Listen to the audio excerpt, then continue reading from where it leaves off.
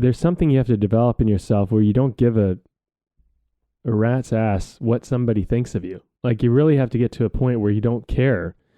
And that's a big part of the stage of anything, you know, and not just in art, but like in life, you really have to get to a point where you don't care what people think of you.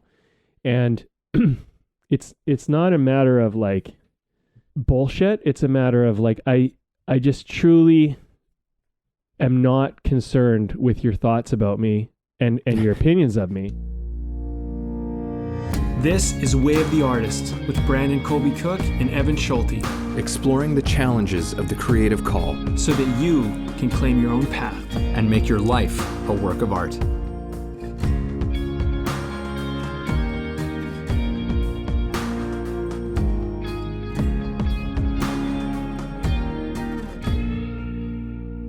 It's another episode, Evan. We are back in the game. All right, I'm going to throw something at Evan. And then we're going to just see what happens here. Throw it. Yeah. We were talking about, Evan and I were in acting class for a lot of years. And there's this thing about acting class where, you know, you're kind of showing up, you know, you do your month and then you do another month and you do another month. And sometimes in some, you know, for some actors, you end up in a class for not only months, but years, right? And there can be this kind of, someone brought this up to Evan. There can be a kind of a rut that is about being in class where it's safe and it's comfortable and you're not really doing anything with it. You're kind of just there, and you get comfortable with the teacher, you get comfortable with your classmates, and it becomes a bit of like a second family. And I'm not saying there's some good things about that. There are some benefits, and maybe that's necessary for some artists. But this is what I want to throw at you. It's like, do you think that maybe we get into something like acting in this example, and at first it's just like, you know, I just really love acting. I want to do it. I want to learn it. I want to figure it out. And maybe I can be a part of it. Maybe I could be on television and movies and do some things with it, right? That's where it maybe starts for a lot of people. Maybe some people are a little more sure where they want to go. Some others are just dabbling, right? And there comes a point where you start to go, hey, you know, maybe I'm pretty good at this. Maybe I could actually do something with this. And that's where the risk comes in. That's where all of a sudden all the fear and all the things of like, am I good enough? You know, this is a lot harder than I thought it was, all of that. And that's where, you know, you have to maybe push against something that has been allowed to remain dormant.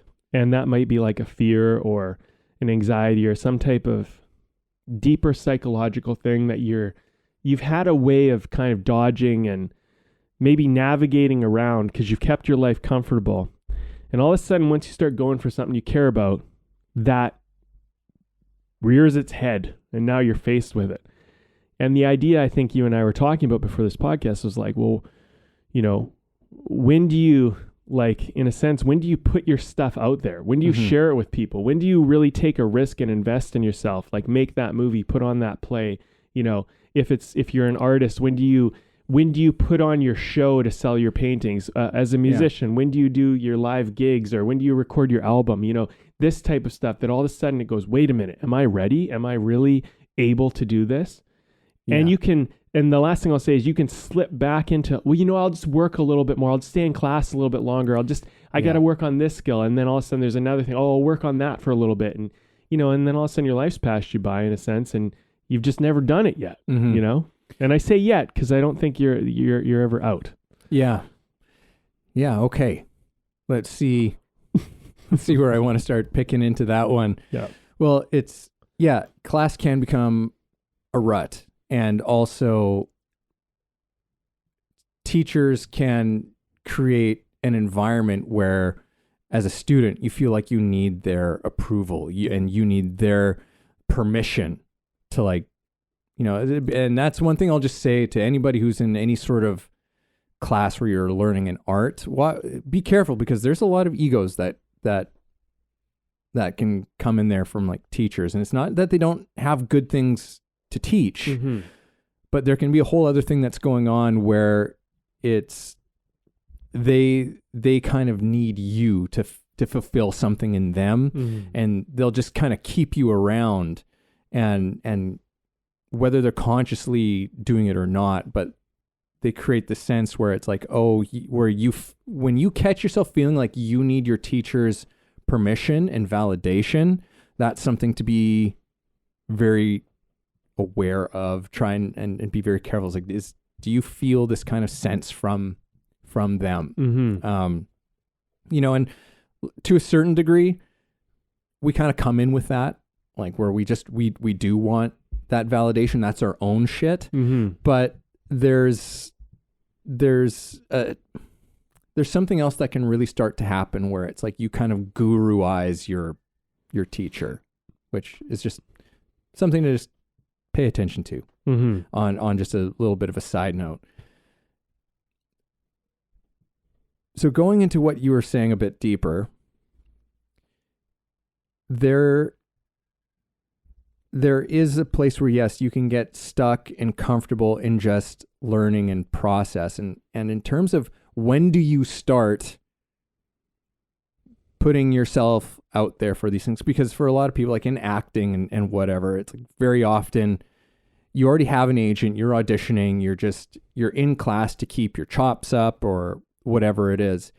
But there is a certain point where I think it's good to step away, and it's good for your teacher to say, hey, step away. And I mean, classes ain't cheap usually. When you're in a market where there's a lot of industry going on, it's like it costs a fair bit of money. And it's like, you could be throwing that money into putting on your own play, into putting on, or to making some kind of a film, right? Like an ultra low budget film. You could do it. And I think it's important because there's something that happens there that's very different from being in the classroom, right? Like I'm thinking of that speech from American Pie that Jim and his dad have, where he's just like talking to him about sex and masturbating, and he's just like, it's like banging a tennis ball off of a brick wall, which can be fun, but it's not a game. It's not a game, Jim. And I'm kind of thinking about that, where it's like, yeah, like class is like banging the tennis ball against a brick wall. It's like, yeah, it's there's something that's happening there. There's skills that you're developing, but nothing replaces that actual, it's for real. This is up on stage. This is like we're performing it for a public audience, or putting this, filming this thing, and it's really happening. There's, and it's an important thing because it gives something to your performance, right? And there's also kind of mind fucks that you have to navigate around with that you don't necessarily have to do in the classroom either. So I think that it's important that becomes like, you really remember what it's all about, because that is what it's all about, really. Like it's so that you get that opportunity for performance, right? And I would say that, because you said it's like, when is the right time? Probably sooner than you think. Sooner than you think, but maybe not too soon. I mean, but I would share a story. This might give some perspective on that.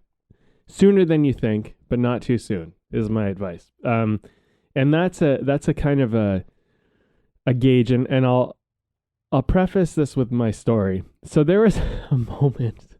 This is so embarrassing. I think about this sometimes. It pops up in my mind every now and then, and I'm like, oh my God, why did you do this to me? So, not that I don't blame anybody. It's so embarrassing when I think about it. So my parents used to have these like big parties, right? They invite all their friends, all their realtor friends, and everybody, like, we had this big house, and, they'd all show up and everybody'd be hanging out. And this one, I was learning guitar and I didn't really know how to play. Like I barely even knew any chords. Like I was just brutal, like horrible. I didn't even know a song. Like, and my mom got this idea that she would sit everybody down and I would play in front of them. No. So I'm a little kid. Like I'm like, like a tween kid, right? So, but not quite aware enough to realize that this is a bad idea, but like, whatever. So they set me up in front. I have my guitar. I have an audience. I don't even know how to play a song properly. And I start strumming away, which was probably just terrible. And I think about like my dad in that moment, just like he had no idea this was going to happen. And just like I just think this must have been a surprise and also kind of embarrassing. Mm-hmm. And anyway, I'm up there fucking a little kid. So I think they're like forgiving because I'm a little kid. Yeah. But one of my parents' friends who was a really good guitar player, he came up and he's like, here, let me, whatever. And then he took over and he played some good music and kind of saved my ass. Mm-hmm.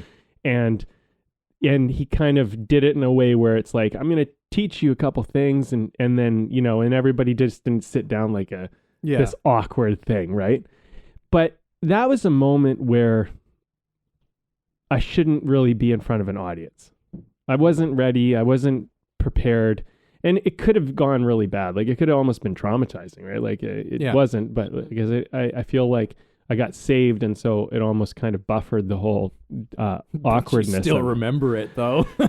I just think back and I'm just still like, have a look on you're shaking your head. Yeah. For people who are listening. And the thing is like when you've developed a skill and you're actually like skilled at something and talented at something, there's a point where you need to just kind of like put yourself out there and you need to give it a shot, right? And like, look, you're not going to be perfect. You're going to fumble around and, and I think, there's a point where, you can perform and there's a point where you're not ready to perform. Mm-hmm. And I do think like, a lot of people get into like acting, for example. Music's a little bit different because like with music, aside from maybe singers, if you're a musician with an instrument, you can't really get by without knowing how to play your instrument. Whereas actors, a lot of times people show up and they've seen a lot of movies and television and they think, oh, I can do this, Mm-hmm. And they haven't really built the skill. And, brutal acting, like really bad acting is painful, right? It's uncomfortable. And I think the thing is like, if you're an actor or a singer or somebody where it's hard to measure, have you built these skills? And I think that's like a lot of what we're talking about here. There are certain art mediums where it's hard to know if you've really built the skill yet, or if people are blowing smoke up your ass kind of idea, right? And I think that's where it's very hard for actors. That's where actors stay in class perpetually because they never really know if their instrument is actually sharp and they're good with it, or if they're like, they don't have no idea what they're doing. And sometimes you have these teachers that are like, oh, you're doing a good job. You're doing a good job. And they get this idea that they're doing well and they're really not. And it turns into this thing where I think I've seen this happen to a lot of people where they go, well, they have like low self-esteem or they don't think they're good enough. And it's like, no, you just didn't learn how to act properly. Like you're learning from somebody that's like not really teaching you. They're blowing you smoke up your ass and you think you've learned how to do this and you haven't. And now you're going out for auditions or you're not getting anything. You're not getting called back. No one's interested. Like, and then you're not getting more auditions with that casting director or whoever. And it's not that you're not good enough or there's something wrong with you. It's simply that you haven't learned enough to have enough proficiency to do this on a basic level. Yeah. But let me throw another story in there just to kind of give this context. River Phoenix never did an acting class, and I think he's one of the best young actors of the last century. But he didn't do an acting class, but keep in mind, his parents got him performing on the street for money since he was a little kid. Like they were a vagabond, bohemian family. And so he learned to perform. He learned to be in front of people. He learned how to entertain and actually get money for his entertainment. He learned how to, like at a very young age, as a little kid, he learned how to interact with people. He probably had some very advanced skills compared to the average teenager. Yeah. So yeah, he didn't do acting class, but also he showed up with a certain kind of experience that most of us don't have. Yeah. And the famous quote, I love this quote about River Phoenix, is the thing about River that I love, and I forget what director said this, was you put the camera on River and he tells the truth. Yeah. So I just think that this is I'll pass it on to you now. What are your thoughts on any of that? Yeah. Well, I mean, just in terms of River Phoenix and I also think of something that I remember reading about Daniel Day-Lewis. This was something that like a journalist who interviewed him said, it's like, it's, and they were comparing him to like Marlon Brando, which is that there's like a love-hate thing that goes on with that craft they seem to have about acting, which is that the way that they were made was just like, it was so painful. Even just the thought of an untruthful moment. And so there's something that's almost kind of horrible about the whole thing, because it's just like there's too much sort of integrity within them to ever dare to have a false moment in their work. Right. And so it's this pressure that comes from a care of what you're doing, for sure. And I think that when that exists within you and in the thing that you're doing, then that kind of informs so much of how you're doing everything. Right. Right. And so I think that that's really built into some people. They get that to a sense that like, this is about telling the truth. I've got to really tell. And that goes within any art form. Right. Right. Like, and that's one of the biggest lessons that you could ever really learn. And as far as your core, right, that this is about telling the truth. And can I just throw one thing in there? Yeah. It's the truth can be your truth, but it's true. It's not like the overarching truth, but it's truthful. And I think the thing is that artists, you don't have to like, I just think this is an important part to emphasize, is that you don't have to, you might not even have access to the real truth, but it's your truth. It's real for you. You feel real about it. Like, it's you're not lying about it. You're not deceiving yourself or anyone else about it. You're not putting it on, so to speak. It's real for you, and it maybe it hurts you, and it shouldn't, but it hurts you, and that's real for you. And so your truth is coming through in your art, because art is so much about perspective and it's so subjective. Yeah. But we're open to a subjective truth, as long as it's true, even though we go, okay, it might not be true in the context of all truth. Like, it might be kind of flawed. Yeah. But it's your truth, and I can respect that, because it seems real to you. I don't feel like you're deceiving me. Yeah. It's coming out of some kind of experience. It's coming out of some, it's not, they're not lying about it. Right. Yeah. Like totally. So or faking it. Yeah. It's like, but it's coming from a real place. Yeah. And yeah, so that's one of the big, I think, lessons that you can have. And if you have that within you, because there's a lot of people who they have a whole ton of ideas about what it is. Like, okay, well, great acting is emoting. And then you learn that's not true. It's like emotions. That's a great example. Like, yeah, because that's what I'm talking about, these falsehoods. It's like, this actor emoted. That's what made them good. So I'm going to go emote, and I can cry in command. So I'll do it. Right. And it's like, no, but that's not why it works. Yeah, because now I'm watching you right now and I'm going like, why the fuck are you crying right now? Exactly. This doesn't make sense. Even if I can make sense of why you're crying, something about it doesn't ring true. Whereas like when you see someone, like there's this moment in Rebel Without a Cause where James Dean is talking to the girl and they're at the car, and all of a sudden James turns his back to her. Like, this was not fucking scripted. There was nothing about this. But he was a really shy, from what I understand, like he was someone I researched a lot. He was very shy, and he had a lot of pain going on in his life. And there's this moment where he just turns his back to her and he like leans over the car, and it's like the camera is supposed to be on him, and he's turned his back to the camera. He's turned his back to her, and it's such a powerful fucking moment. But it wasn't done because I know this will look cool. If I turn my back to the camera, I'll be very mysterious. He was mysterious because he, in that moment, was apparently hiding. Like, he felt very insecure, and sure enough, I mean, he's talking to this girl that he really likes in the movie, like the character is, and it makes sense that he might do something like that and he's trying to cover the fact that he's not, like, he's this rebel, right? He's seen as this guy who's kind of this outsider, and, and he's not, in front of his parents, you can see him emote, but in front of this girl, he can't. Yeah. And so it makes sense that he would turn his back when he's feeling emotional because he doesn't want her to see that vulnerable part of himself. Yeah. But he didn't do that because he thought of it. He did it because he literally felt insecure in that moment and turned his back to the camera, and they were like, this is fucking brilliant. Yeah.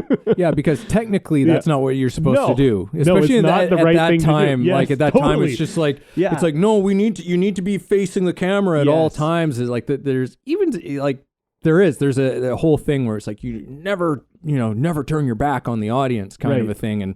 But it's like, oh, except when you need to. Yeah. And it's amazing. Yeah. Right. And you realize like, okay, yeah, that's not actually even a rule, but we could get into a whole conversation of how, that has to do with presence, the presence that he had of like, of really responding, because, if you come into performance being like, well, this is my truth, and so this is how it's like, no, it's going to be, that's a disaster that's going to happen at some point on stage for everyone to witness. Or if you did it like, I'm going to do this because James Dean did it. It's like, that's it's another, like, no, that's not, no. That's like, that's not what was driving the thing. Yeah. Driving the thing was an actor who was so present, connected, and in the moment it was what they had to do. It's like, I have to turn away right now. I can't look at you. I can't face you right now. And I go, oh wow, yeah. And it's the part of the problem with the analytical side of art and performance is because like when that side, it's an interesting thing, but I always consider it its own thing.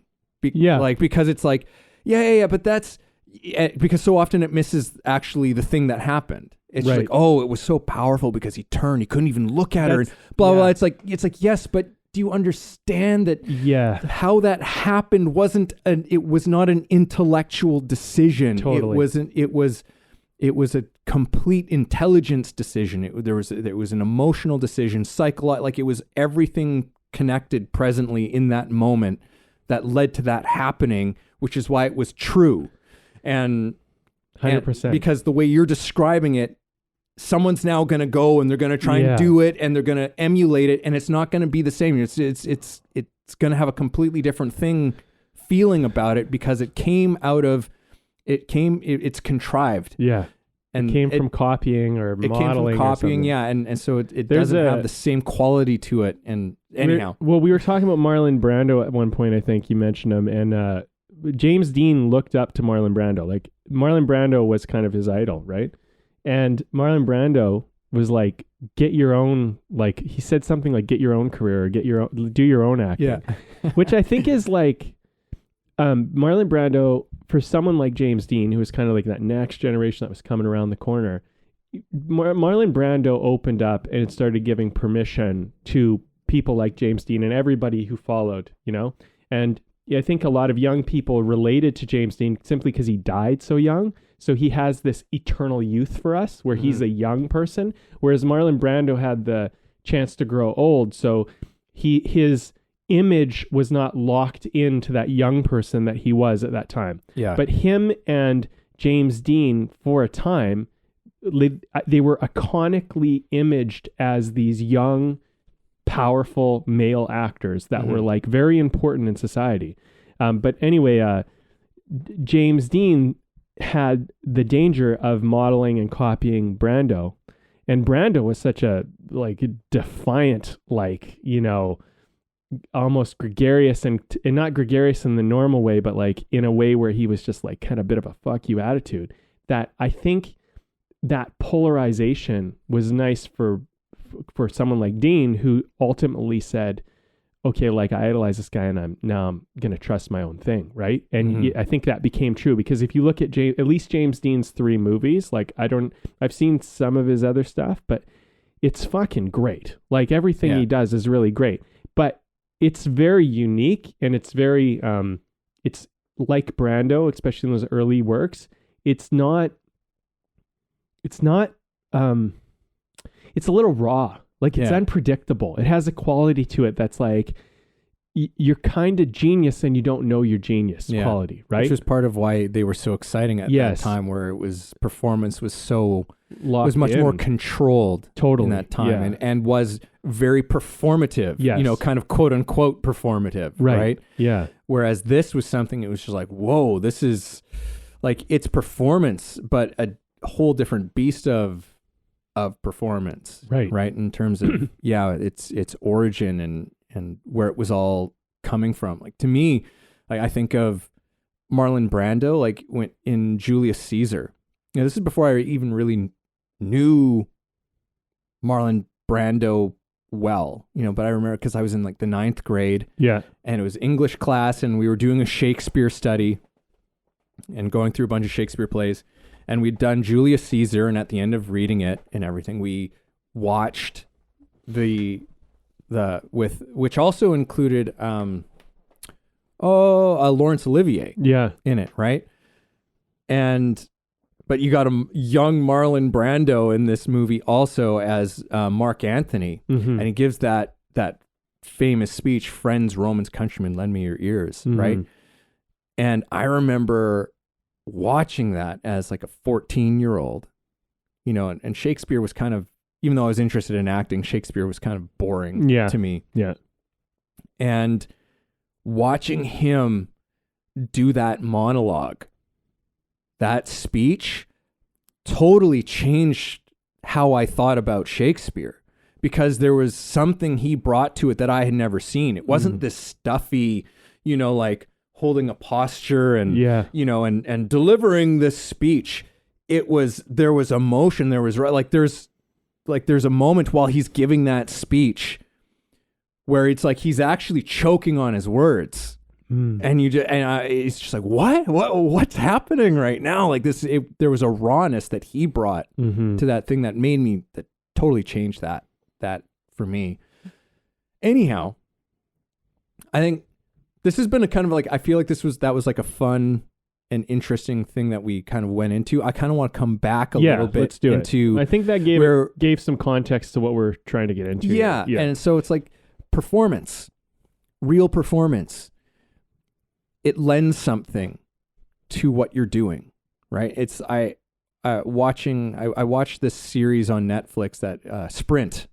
I haven't watched the new season of it, but I've watched like the first season of this, and about sprinters and what they do, and all of a sudden, and they didn't necessarily say it. This is something I kind of extracted from just watching it, which was that, they actually don't really know how fast they are. Like really know how fast they are until they actually race. Even though they're training and they're practicing and they're giving it their all in practice, but there's something about when you step in front of an arena full of people and that adrenaline's coursing, and it's like, it can be your undoing, but it can also be the thing that makes you run faster than anyone's ever run in the entire history of humanity, right? And so there is something that real true performance brings to what you're doing, right? And there's a level of attention, a level of focus that pressure gives you that you can't get in the classroom, right? There's still some there, but when it's for real, it is a different ball game. To take that expression, it is a different ball game, and it's one that I think is important that, you start to put yourself into that position. But as you were saying, it's like, you need to know a little bit about what you're doing. Yeah. Right. But, and I can't necessarily speak enough to different art forms, I guess, because I'm not as intimate with that process of going from the practice to the performance. But I know, like, as an actor, it's like, well, if you've been in class for a bit, you've put up some scenes, like a good number of scenes, like try doing something, like throw something up there, film something, or put up a play in some random space somewhere of something that maybe you discovered along your way in class. Just like, I really like this play. I really like this playwright. Let's do something of theirs, right? Like, but I think it's important to do it because there's so much learning that's going to happen there. There an important learning that doesn't actually happen in the classroom. I remember my agent telling me about that. It's like, there's going to be so much that you're going to learn from being on set for me that you just don't get otherwise. Right. So I think that, yeah, like you don't want to put yourself in a position like if you're a musician, you don't know how to fucking play guitar and you want to like get up and do an open mic somewhere, you got to know how to play the guitar. Yeah. And at least you got to, like, if you're going to do a set, you need to know how to play 3 or 4 songs, right? And you need to know how to do them really well. Yeah. Like, you need to be able to do them without thinking about it. Yeah. You need to be able to, like, it needs to be, like, I've heard for, like, bands and stuff when they're rehearsing for gigs and shows, that you need to play every song until you're sick of it. Like, that's kind of the, like, you need to be so sick of it in practice because you're just like, oh my God, this song. Yeah. Because it's at that kind of point, more or less, that it's like, yeah, you've done this so many times, like it's just muscle memory at this point that it's like, okay, now you're ready to perform it. Right. Right. But but those are pretty obvious things that you need to kind of have figured out if you're going to do something like that. Right? But you know, like, how long is that going to take you to do? I don't know. Probably not that long. Probably not that long. And get yourself up there. Get yourself in front of some people, because at some point you're going to have to deal with the nerves and the adrenaline, because that's the thing that you have to learn to work around as well. You know, everyone's, you know, I remember an old acting teacher saying, it's like, oh yeah, everyone gives their greatest performance in the bathroom mirror. Yeah. Right. It's like, yeah, nobody's around. You're by yourself. You're relaxed. You're comfortable. And like, yeah, you could probably just, certain elements of what you're doing are so effortless. That's a completely different thing from when you have a bunch of people sitting down. You got, 100 people sitting down to watch, and their eyes are on you, looking at what you are doing. Yeah. It's a different thing. It is a different thing. I would also say, like, there's something you have to develop in yourself where you don't give a rat's ass what somebody thinks of you. Like, you really have to get to a point where you don't care. And that's a big part of the stage of anything, and not just in art, but like in life. You really have to get to a point where you don't care what people think of you. And it's not a matter of like bullshit. It's a matter of like, I just truly am not concerned with your thoughts about me and your opinions of me, because it's just irrelevant. Like, and in a way, that's what people want. Like, I'll make an argument for this. When people say something about you and it throws you off, it's actually upsetting for them in a way. Like, it's not really helpful for them. Like, people will do it, but it's not what they want. What people really want is they want to throw something at you, and they want to see you almost like deflect it off, like it just, like, I don't give a fuck. That, in a way, is a lot of the time what is like inspiring, and actually what makes people almost like captures their attention. So it's like people, okay, I think ingrained into us, like almost like since we were like couldn't even speak language properly, is this desire to test for weakness all around us. We're always testing boundaries. We're always trying to see, hey, can I break this down? Can I break through this? Can I, whatever. And every human being is doing this, whether they know it or not. And mostly they don't know it. But we're going to test for weakness all the time. And so when someone throws something at you and you're sensitive about it, they tested a weakness and it broke through.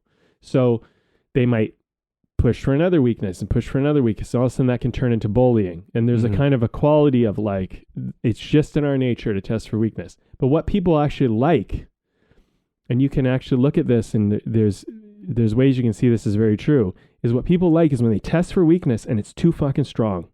And it's too fucking strong. It's too fucking strong. And that actually is what creates attraction. That's actually what creates desire. That's what creates, it's what creates a kind of, what's the quality of it? It's like an admiration, an inspiration. So like the world is constantly just fucking breaking away for us. It's actually very like, we can have like anything you want, really.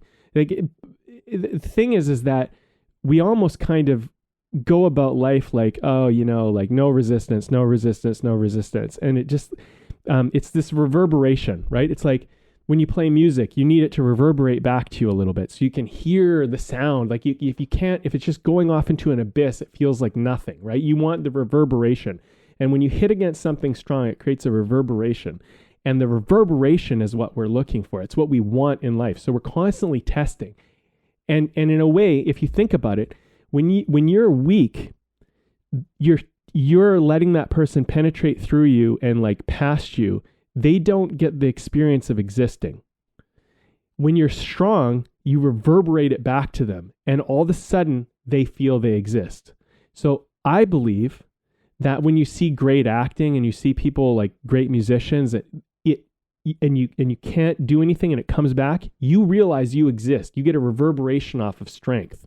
And it says, hey, I'm here. And you might even experience your own weakness through it. But that actually is what inspires you to grow. If you penetrate through the world easily all the time, like just like a hot knife through butter all the time, you don't actually experience resistance. And without resistance, there is no like, I exist. A lot of our life is because of the resistance we face. I mean, think about all the things we do. Like you get into acting, it's one of the hardest fucking industries in the world. In a way, the resistance is what shows you, hey, I got to get better. I got to improve my game. I got to whatever. Any big task, any big goal you take on, it's that resistance. It gives you a reverberation. And there are people who will give up, like, but really you shouldn't. Anytime you face adversity, you should go, fucking, I'm alive. This is happening. Like I'm experiencing myself against the world now, or in the world with the world. If you go back to Alan Watts' wisdom, right? If you could dream and then you woke up and had anything you ever wanted, and you could always have anything you wanted, there'd be no reverberation, no resistance. It would become extremely boring. And all of a sudden, what is his wisdom? His wisdom is eventually you would start to create adversity. You start to create problems. You start to create surprises. You start to do all this shit. Why? Yeah. Because you need that to feel alive. And in a weird way, we have this kind of culture of, oh, if you're comfortable and you're happy and everything's good all the time, that you'll be good. And it's like, no, you won't. What you need to learn is you need to love your adversity. And the beautiful thing is most adversity you can choose. Some of it, you're just born into that situation. You have to deal with it. And you know, but like eventually you just get over it because that's probably your life, right? But we choose things that are hard, like acting or music or figuring out how to paint or do whatever, because there's kind of a quality to it where it's like, I got to get good at this. And that recognition that you're like, you know, you see what I'm saying? Does that make sense? I do. And it's like coming back to, you know, like the Alan Watts thing, I know what you're talking about. And it's like, you know, I believe he refers to it as like the surprise button.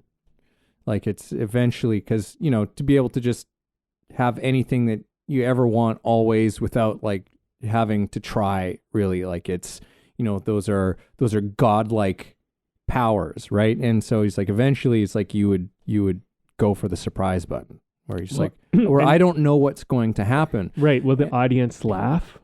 Will they do something? This is what I'm talking. This is where I'm getting at, Evan. Is the audience, like you're talking about, it creates that resistance. Because when you're in class, you don't have that resistance. You get comfortable, like you pointed out, right? And, you know, maybe resistance isn't exactly the right word for it, but there's like, I think of tension. Okay, maybe tension is a better word. There's a tension that exists there.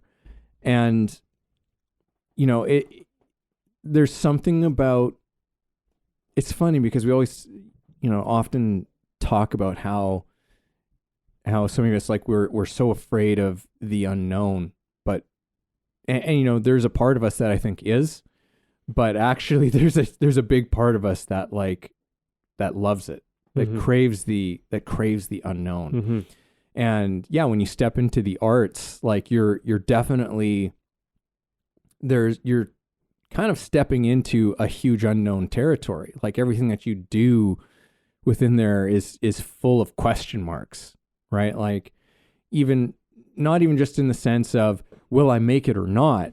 But it's like, I'm writing this song. What is this song about? I don't know. Mm-hmm.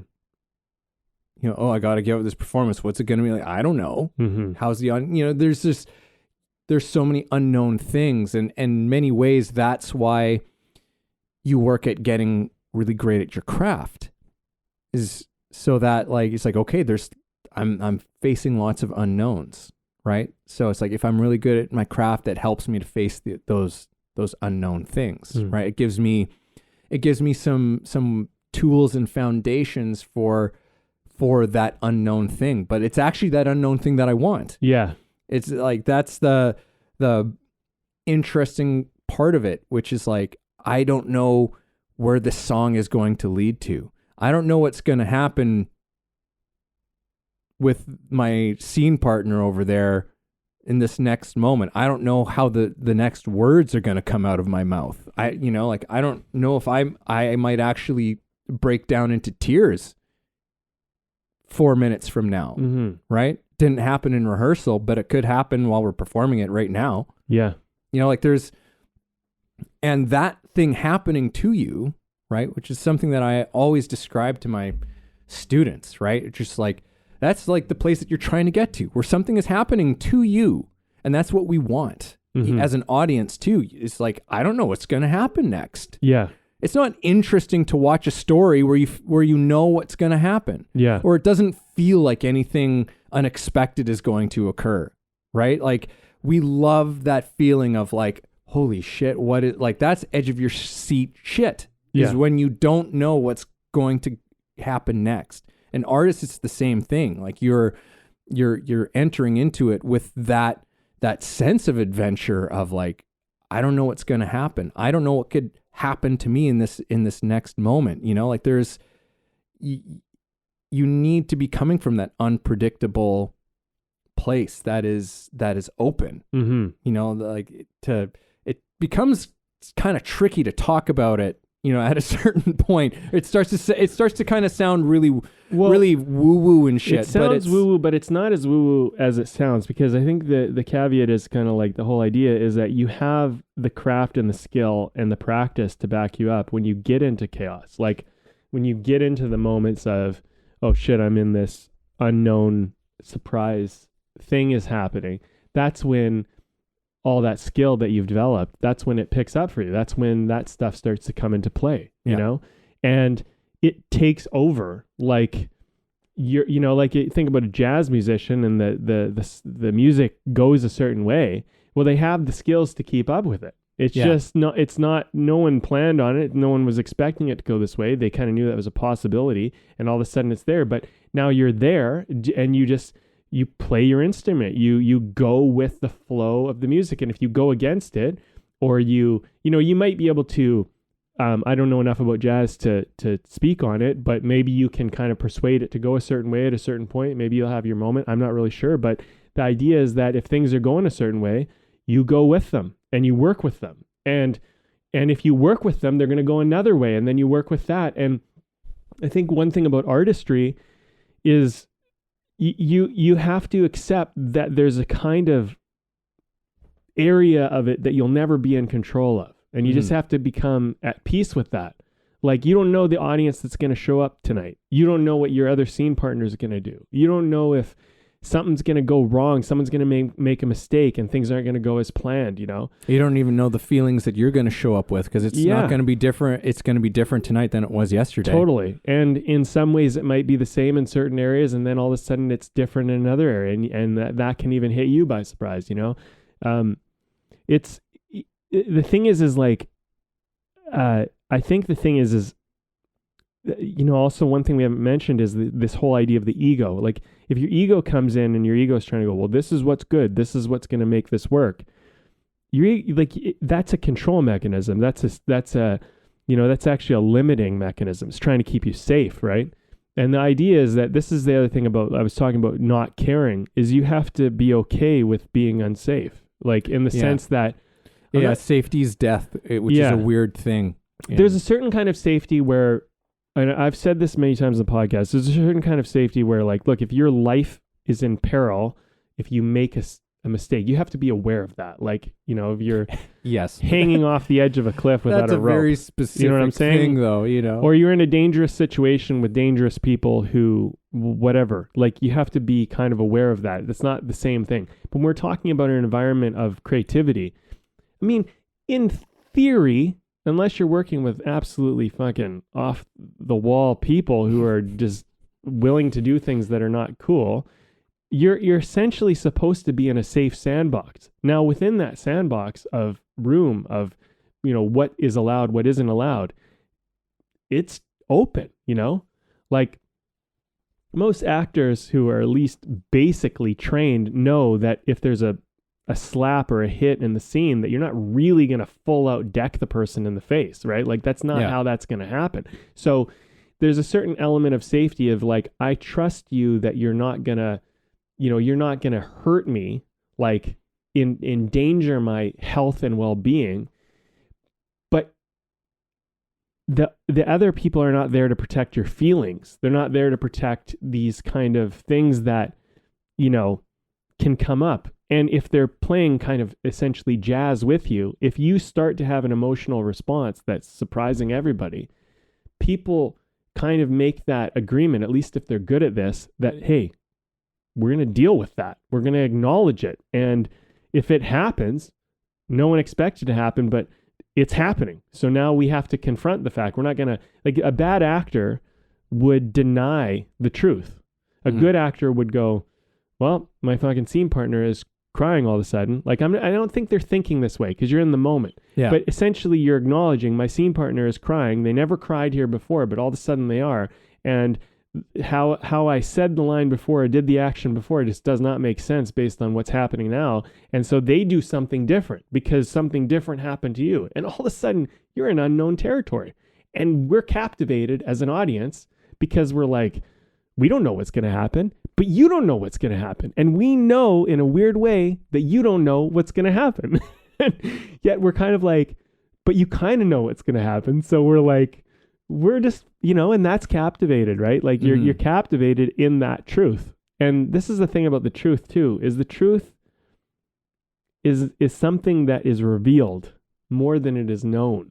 And it is only revealed in the unknown, right? So it's like, because if we came in knowing the truth, we would always just be like, well, that's the truth and this is the truth. But the truth kind of exposes itself to us. We go, you know, all of a sudden we do something like, for example, this is a silly little story, but I was with the most of the at the restaurant I work at, most of the servers are women, and there's only 2 guys, and pretty much everyone else is female.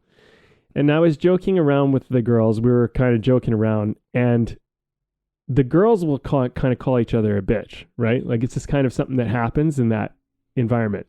And I jokingly said that to one of the girls. She didn't know me that well, but I could see that she kind of got upset.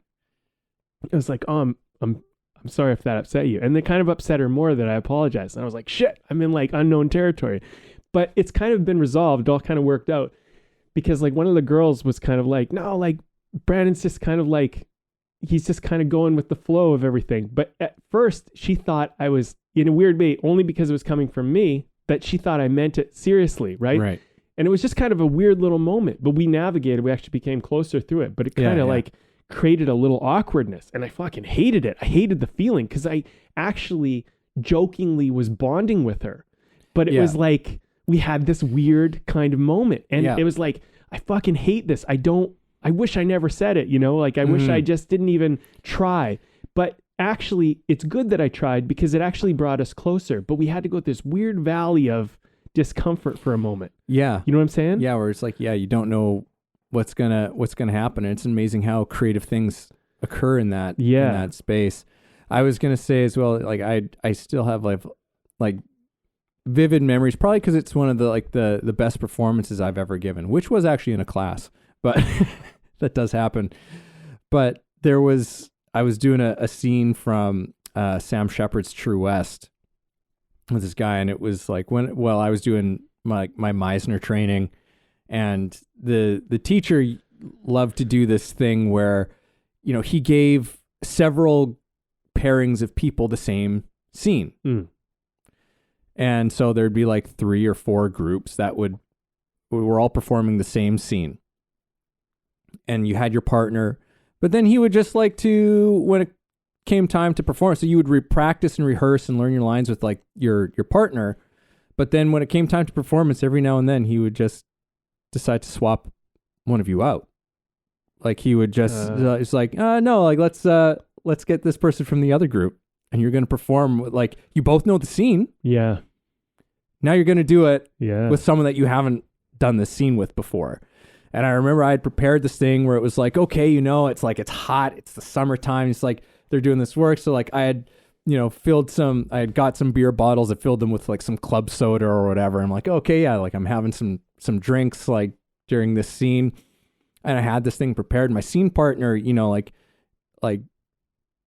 so anyhow, what ended up happening is this guy who I ended up doing the scene with, he ended up like when I went and kind of cracked one of these beers, he took it from me. And my scene partner in rehearsals had never done that for me. He just took it from me. And I was just like, what the fuck? Like it was this thing where, you know, like, cause like Evan as like the actor was like, okay, yeah, having the beer, that kind of gives me something, you know, as well, like that I'm working with in the scene. And it pissed me off so much, but it was like in a way that I was just like, oh yeah, that pissed me off. Yeah, like there's yeah. a part of me that's just like, yeah, I am so happy that you pissed me off so much right now. And that just goes pouring right into the scene. It turned into a thing where at one point I tried to like grab it back and it turned into us fighting. Like we each got 2 hands on this freaking bottle and we're like fighting over it. He rips it out of my hand and he just he just splashes some in my face. And like I was in an absolute a joyful rage. It was unreal. Like it was You're joyful because there's a part of you as an artist. I'm sorry. Let me just throw this in. But I feel like there's a joyful part because as an artist, you go, "Holy fuck, I'm alive." But as a character, you're in the truth of the scene, and the rage is like real for that moment. But that's the beautiful thing about art in a way where you can have that kind of simultaneous feeling going on of like, isn't this incredible? Yeah. But at the same time be like, oh, I want to kill this motherfucker. You know, like it's like that aliveness. That's why people do art. Yeah. I think really is there's an aliveness to it that is it's so addictive. Right. And that's the jazz, you know, what that story you shared is a great example of jazz. Like it's like, okay, the scene's gone this way. He's grabbed the beer from me. I have to accept this reality. Like I have to move with it. And and when you move with it, all of these incredible things came out of it. Like everybody, like at the end of it, like, you know, the whole like 30 some people who were watching it were just like, holy shit, man. Like that shit got real. Right. Like people were just like, they were amped. Yeah. And I was like, yeah, I'm amped too. Right? Like that was nuts. That was wild. I had no idea any of this was going to happen. Yeah. Right. And that's what I want. That was when it felt amazing. Like when you're acting and it just feels like, okay, yeah, we've done this before. We've been here before. It's painful. Yeah, it can be. You're like, this is dragging. Like I've got no energy. And then, you know, it's like, and then sometimes something unexpected really happens and you're like, oh, okay, holy shit. We're cooking with gas again. Mm-hmm. And, you know, it's, you know, part of my whole thing is like trying to teach people to work from that place all the time. Mm-hmm. Kind of at the foundation of Meisner there, but yeah, just the element of that unknown quality, which I think is what we're, you know, is coming, us getting to this point comes out of this whole thing of saying like, yeah, getting out of like the classroom sometimes, getting into this place of performance, right? Mm-hmm. Like you want to introduce these qualities of unknown because they give you something that you won't get otherwise. Mm-hmm. I think the other thing too is to keep in mind that you don't have to know why you're good at something. Like, you know, like you don't have to know why why you have that kind of quality that people get captivated by. You don't have to understand that. It's not important. I think what you have to do is you have to be in a place where you're open to, allowing the unknown to capture you, you know? And like it's like, I don't know, I've listened to a lot of like actors speak who like I think are quite good, and like, and they'll often talk about how they kind of don't really know why they're good, like in a way. And it's kind of because I think what happens is they know that they can say the line truthfully. They know they can memorize their lines. They know they can show up, hit their mark, do all that stuff. I'm certain that they know they're good at all that stuff. They know, and they feel good, almost like a job. Like you show up to your job, you do your job well, you do the things you're supposed to do. So I do think like professional level actors, they have a certain element of they know how to do the job and they know how to like do the things they're expected to do. But the ones that are really like noticeable and really good, they have kind of a quality of they accept the unknown and they don't know what's going to happen, but they trust themselves enough that they know when the unknown happens that they're going to do their thing. Yeah. And in a way, I don't think they know why that's good and why people like that, but they kind of at least accept that they have to go into the truth. Yeah. It makes me think. I recently found out, because I think I've discussed this before. I've kind of fallen in love with like this one particular channel that just like does these great montages of like people reacting to watching movies for the first time and reacting to them. And there's this one that I watched of like people reacting to Interstellar, and the scene where Matthew McConaughey has like just got back from that just disaster on the one planet where time works differently, and he's come back. It's been 23 years. Right. And there's like the people who are like, oh my God, it's been 23 years. Right. You're like, holy cow. Like, which is sort of like, it's a mind fuck. But then, I mean, this is just part of what was the brilliant filmmaking of it. Cause it's like, there's that element of it. But then Matthew McConaughey goes and he sits down, he watches the videos that have been sent to him in this time that he's missed. And he's watching his children grow up and leaving these and what I didn't know about it was that Matthew McConaughey hadn't seen the videos, right? Like they actually just played the videos for him while they were filming it, right? For him to react to. And he had never seen them. He was watching them for the first time, and you just like, he's just sobbing through the whole thing, you know, like because he was just coming from a place of being connected to this character, knowing who these people are to him, what they mean to him, you know, beyond just an intellectual level, but really, you know, emotionally was connected to it. And now he's just watching these videos of like his kids talking to him. They've finished high school, they're falling in love, they're having kids, and he's just like, and it's just it's incredible, right? And it's like it's a whole thing of like, yeah, I'm just going to react to it. I'm just going to see it in the moment, because in a way it's like, that's, you know, it is the smart thing to do, because if you'd seen it already, like it's actually going to make the job harder in a weird way. It seems kind of crazy. It's like, whoa, he never saw those videos. Like he didn't even know what was going to, you know, what he was going to be witnessing. It's like, actually that's little things that you learn from doing your craft and working on it. It's just like, no, I'm hitting that thing fresh. Yeah. Because otherwise if I in many ways, I want to know the least of what's coming, because that I get that initial, that you only get that once, you know, in a kind of way, right? Like as an actor, you have to learn to respond to everything like it's the first time. But when you have those actual opportunities sometimes to respond to it for the first time, you take it.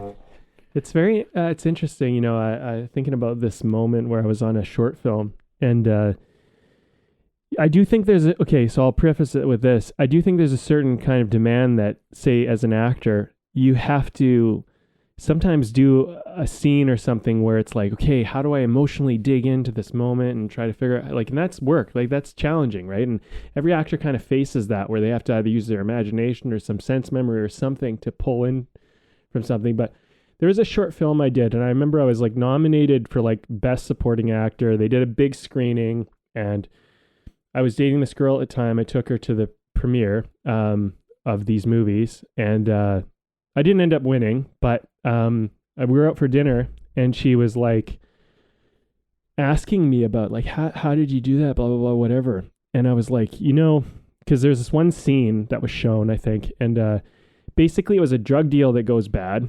I was like one of the crew, and we were just like, it turns into a big fucking thing, and then I guess the group that I'm with, we get like, I think we all just basically get killed or something. Like, it's just bad, right? So it's like kind of like a gritty little action type short, right? Anyway, there's this moment where I run away because everybody's like pulling guns and stuff, and I run away, and a couple of the guys get in an SUV and they drive after me down this alley, and then I'm supposed to they shoot me out the window with like a shotgun, and I'm supposed to take a fall, and then they get over top of me, and the guy like just executes me, right? Jeez.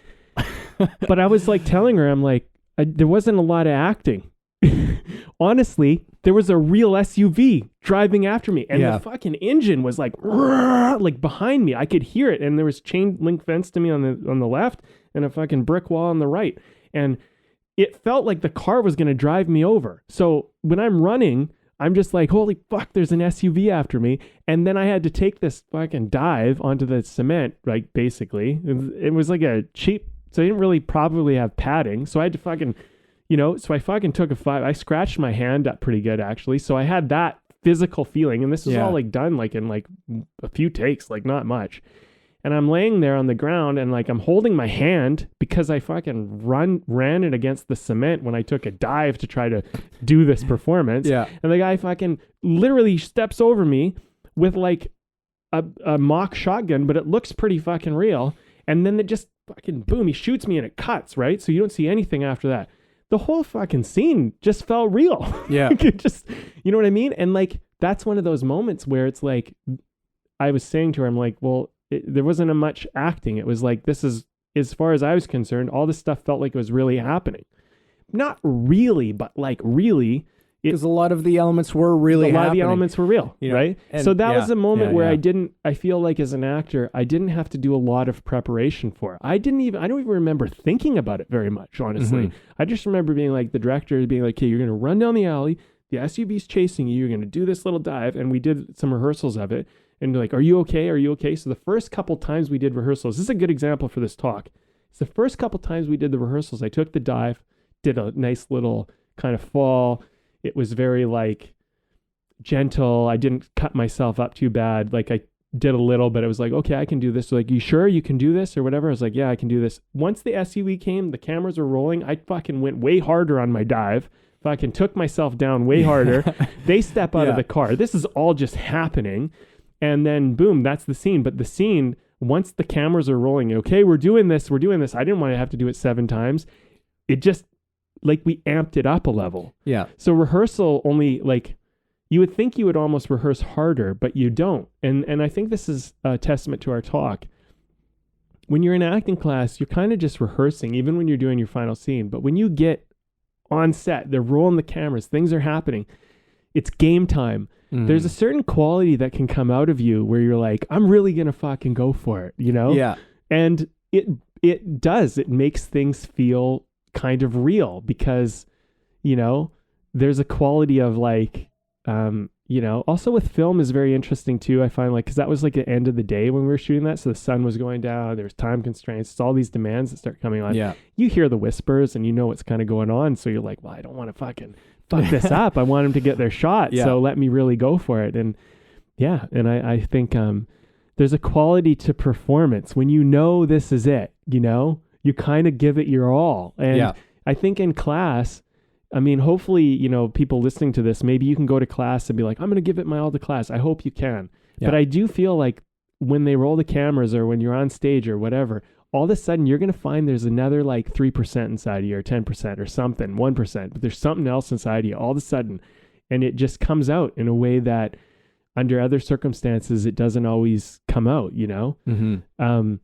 And I shared that story because also it wasn't like, it wasn't one where I really did a lot of preparation for it. We did our rehearsals, we ran through it, we kind of knew how the physical structure, but then emotionally, how it felt was much more real when they actually did the take, because all of a sudden it felt like it was happening, you know? Yeah. And I think that's an element of why we got to get out of class and we got to get out of that rut at a certain point. You got to just, you got to put yourself in the scenario. And I'm not going to say you're going to get it right all the time, but you're going to learn a lot. Yeah. Yeah. Yeah. And it's like, I feel like this was, I hope I'm not overextending on this one, but it's like our old teacher, Ted. I remember having a conversation with him talking about like being on set and actually bringing things in, because like there's this attitude of like, oh, how do you block out all of the stuff? Like, cause there's the camera there and like the lights and like, there's all, how do you, and instead of spending your energy trying to block it all out, but actually learn to like embrace it as it's all actually there for you. Like it's actually, it's all giving you something. Right. And I remember him describing about like, and I believe he was talking about a personal experience of, being on set for a movie or something like that. And they had a really great cinematographer on it. Mm-hmm. And it was like one of his close-ups kind of a thing, and like an emotional scene. And there was like at a certain point, the DOP operating that camera just started pushing in a little bit on him, and he can see it pushing in on him, right?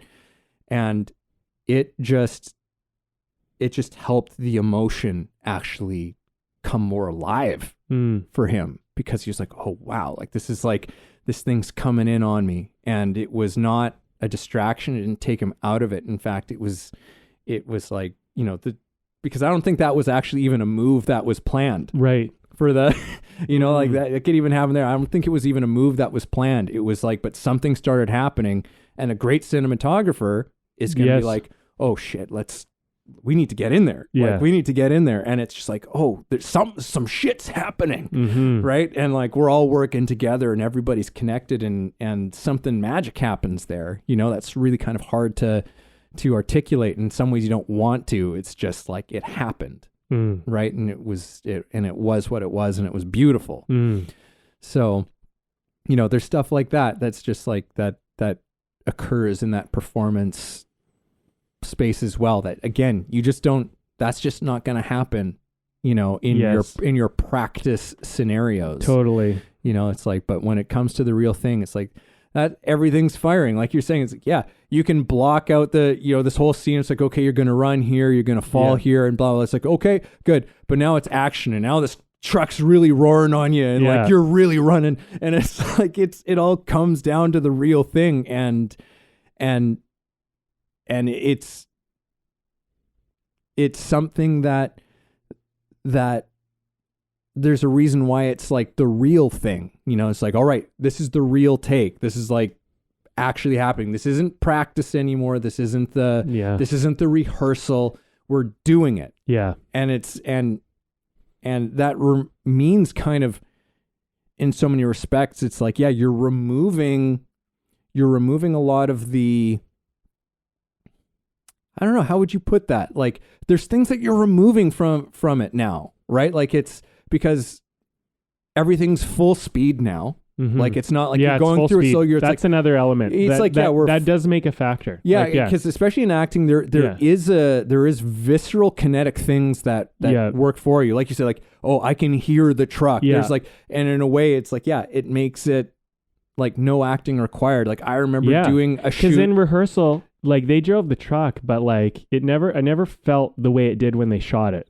Yeah. Like, all of a sudden everybody's quiet. Also, that's another thing. Nobody's fucking talking. There's no, like, it's just, you're in that, right? What I find quite interesting that you bring that up, because there's certain things, sound gets muted in certain ways, attention, like, and it's interesting because the focus goes up. More people probably had attention on me at those moments than anything else. It's interesting how you can, like, I was thinking about that, the camera pushes in. You could interpret that and let your ego get in and go, oh, no, I got to emote. Now I got to bring this up. Or you can use it as like things are just like, I like that interpretation. Like, these things are here to help me. They're here to assist me. They're, and if you look at it as though it's trying to help you, as opposed to you have to prove yourself to it or do something for it. Right. Like, and yeah, I don't even know if we always consciously even are aware of that. We're not like in the moment when you're really truly connected, you don't notice. I think sometimes I think everybody's capable of brilliance, and it's just a matter of, can we repeat our brilliance and can we do it more consistently, more often? But everybody's capable of it given the right circumstances, given they remove enough of their ego and their thought getting in their way. Right. Yeah, and I think it's an interesting thing because like a lot of what performance does is it can amplify our thought and get us more in our way, or it can actually, if we let it, it can actually get us more out of our way. Mm-hmm.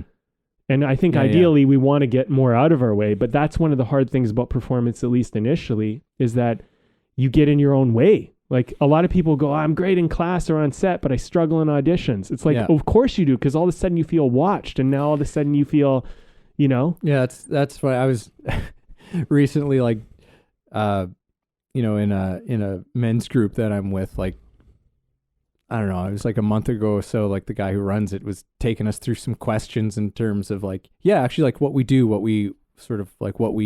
in the community and stuff like that, and finding a new way of articulating it. And one of the things, what it came down to, it's like, so what do you do? And it was just like, oh, I help actors to get out of their own way.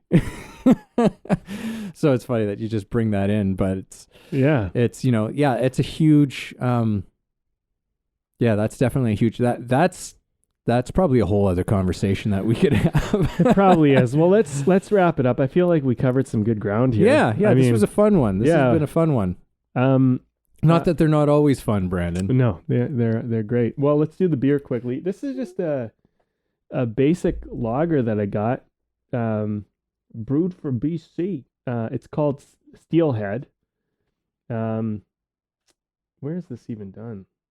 I didn't check. Brewed for BC. Yeah, where is that? Hold on Steelhead. Williams Burnaby. Okay. Burnaby, so this British Columbia, home of Michael Bublé and Michael J. Fox, the Michaels. It's easy. It's an easy drinking lager. It's that's the idea. It was relatively inexpensive, I would say, compared to a lot of drinks or beers these days. But I figured I'd give it a shot. It has a nice big salmon on the front. And I was like, well, let's see if I like it. I actually have been enjoying it. I got a big pack of these, and it's been nice. It's actually, I don't know. I mean, I'm not going to say it's the best lager I've ever had in my life, but at the same time, I'm like, it tastes good. It's been refreshing. I've been enjoying this one and the ones I've had previous. What are your thoughts? Good? Yeah, no, I'd echo that. It went down real easy, like a lager should. Yeah. It's a solid lager. You know, because like lagers, they're very often, they're kind of hard to know what to say about them. Exactly. You know, because like they're meant to just be nice and clean and crisp and not draw too much attention to themselves. Yeah. And this succeeds on all of those fronts. Without it, like the really garbage lagers, like I won't mention any names, but people just whatever came to your head, those ones that just kind of like, there's this sort of, something that's just tastes cheap about it. Yeah. Right. It doesn't taste cheap. Yeah. Right. Like I think that's really the worst thing that you can say about a lager. Yeah. So, and considering like the price point of it, which I always appreciate that, I like to find a beer that I like that has like a lower price point, because sometimes I just want to have some beers around, and I mean, some of these craft beers can get pretty expensive, Yeah. And you only get like 4 of them or something, or one, and you're like, wow, this is expensive beer, right? Yeah. Just to pick up from like a local liquor store, where, you can get a case of sometimes, and if you like a beer and, it's affordable, you get a whole bunch of them, and you just have them around. And it's nice. Yeah. I don't know, like whatever, we're not promoting beer. This is just a part of the tradition. But sometimes it's nice to have a case of beer at the house, and you have a guest over, and you like want a beer, and you toss them a beer, and it's, and you just, when you have a good beer that's cheap, it's easy to keep hanging around, Yeah. So anyway, okay, I guess I'll wrap up, and then I'm going to pass it to you. All right, sure. Pass it to you to finish it off. this talk has been really enjoyable for me because it's been a chance for me to reconnect a little bit with, just doing something and that I care about and looking at it more from the perspective of like, I don't have to make such a big deal about this and practice at a certain point. Like, it's like, it reminds me, get your practice up to a certain point, like figure out, okay, the basic skills or the essential skills that you need, get proficient at those. And at that point, like, let's just fucking do something with it. Let's put it out there. And if you're coming from the right place, you probably won't be in your way too much. And if you're finding yourself in your way, I would say like reach out and like look for somebody that can maybe help get you out of your way. Like, I mean, you obviously do that for people with acting. I mean, I do that a lot for people with storytelling. It's like a lot of people think they can't tell a story, and it's like, well, you can tell a story. You just might not know the way you need to go about it. Here's some pointers. And all of a sudden you have people who've never written a script before and they're winning awards, like I truly, and I'll go back to the statement I said earlier, I believe there's brilliance in everybody. And I think most of the reason why we don't see our brilliance is because we're in our own way. And I think what this talk has reminded me of is that performance, shipping your thing, putting it out there, it forces you to confront how you get in your own way and in a way that practice often can't do. Yeah. So that's the takeaway that I have. Yeah. And it's sometimes, class is the thing that's getting in your way, right? Like we were saying at the beginning, it's like it can become a safe, comfortable place. And it's like, well, there's a part of art and performance and whatever. It's like, it's uncomfortable. But that's good. Yeah. That's a good thing. It's like, embrace that thing because, I once had it described to me as like, it takes something from you, but it also gives you something. Right. And when it's really good, it just takes away something that wasn't helping you anyhow. Yeah. Sometimes I like that. That's good. Yeah. It takes away something, but it gives you something. It's so true. Yeah. It gives you a little, there's a little handoff that goes on there. And, I think early on, very often it ends up taking something from you that you don't necessarily want to lose. Yeah. Right? Yeah. Because there's nerves and there's all kinds of stuff. But that's, in so many ways, that's why it's important that you start doing it. Right. Right. Kind of a rite of passage. You got to kind of go through that. Like we all do, right? Like we all have to face our nerves, right? Yeah.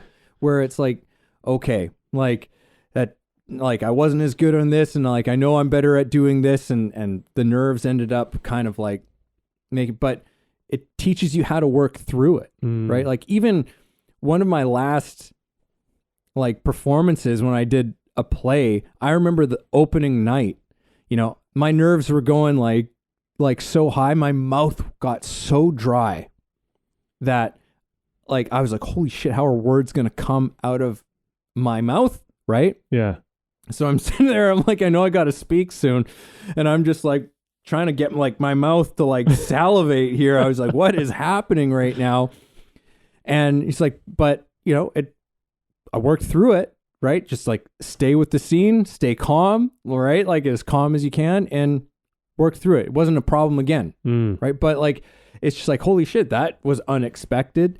But, and that's, even coming from a lot of experience. Although at that point, it'd been a while since I'd put a play up. I'll mention this. I know you're wrapping it up. The physiological responses that happen that you cannot expect. Like that's a good example of how performance can make physiological things happen to you. They're like, what is this all of a sudden? Yeah. And so it's putting yourself in the position where you have to learn how to work through those things, right? And that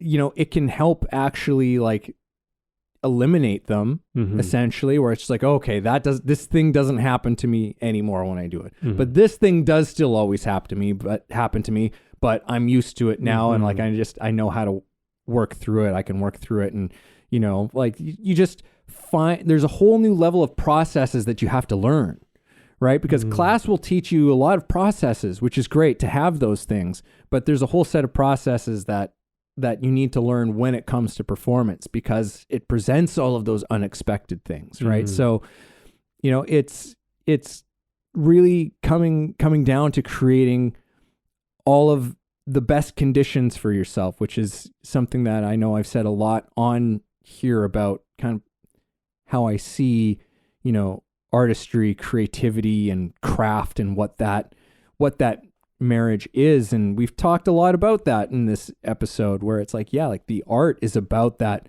unknown, spontaneous thing happening that's exhilarating and makes you alive. And that's the thing that you're trying to get to. The craft is about the conditions that you create for that spontaneous thing to happen. Mm-hmm. Right. And so in so many ways, yeah, there's lots of very practical things that need to be dealt with. Right. And learning to get comfortable with the nerves, the physiological reactions, and whatever else comes up from giving performance as part of those conditions. It's like, okay, I understand and I'm familiar. Even if I don't get rid of all of these things, I'm familiar with them. Mm-hmm. I have maybe even made friends with some of these things, so that it doesn't hinder me. It doesn't stop me. And in ways it can aid me in going deeper into this thing that I'm doing, into being more truthful, whatever it is, all the really important things at the core of art, to help those things still come out and occur and happen, for yourself and for whoever your audience is. But you got to step out there and do it, and getting, I really do feel like do it as soon as you can.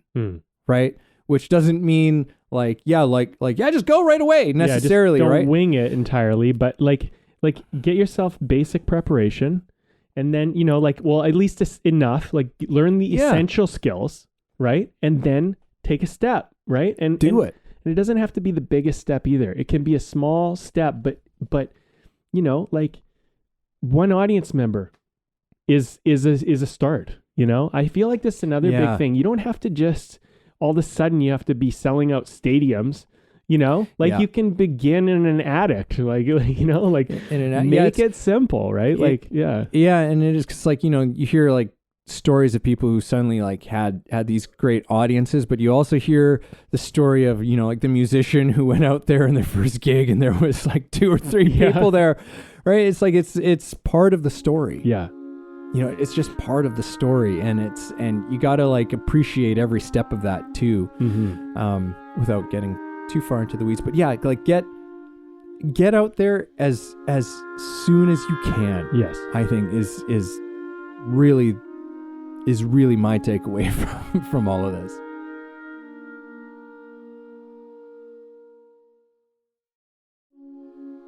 Thank you for listening in on our conversation today. We hope you found something helpful that you can carry forward with you. Head over to our website, wayoftheartist.com, for more free exclusive material and learn about the show. If you haven't already, please support us by subscribing to the show, sharing it with people you know, and keeping compassionate, creative conversation going.